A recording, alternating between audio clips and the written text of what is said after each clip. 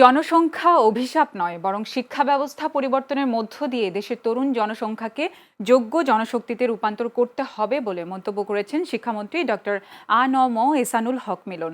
শনিবার Rajshahi medical college মিলনায়তনে রাজশাহী শিক্ষা বোর্ড এবং রাজশাহী অঞ্চলের মাদ্রাসা ও কারিগরি শিক্ষা বোর্ডের কেন্দ্র সচিবদের সাথে এক মতবিনিময় সভা শেষে তিনি একথা বলেন। এ সময় শিক্ষামন্ত্রী বলেন, সিসি ক্যামেরা স্থাপনের মাধ্যমে শুধু পরীক্ষা কেন্দ্রই নয়, এখন থেকে শ্রেণীকক্ষ নজরদারির আওতায় আনা হবে।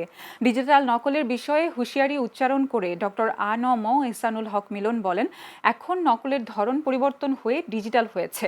কোনো শিক্ষা প্রতিষ্ঠানে সংঘবদ্ধ নকল চক্র থাকলে তাদের বিরুদ্ধে কঠোর ব্যবস্থা নেওয়া হবে। মই দিয়ে উঠে নকল দেওয়া, ছাদের উপরে গিয়ে নকল দেওয়া, সে অবস্থা কি আছে? নিশ্চয়ই না। সে অবস্থা থেকে আমরা বেরিয়ে আসছি। কাদেরকে নিয়ে? শিক্ষকদেরকে নিয়ে।